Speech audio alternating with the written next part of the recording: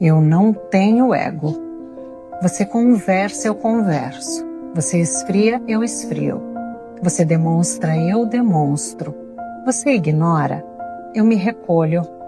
E não é orgulho, é sintonia. Aprendi a respeitar o ritmo do outro sem deixar de respeitar o meu.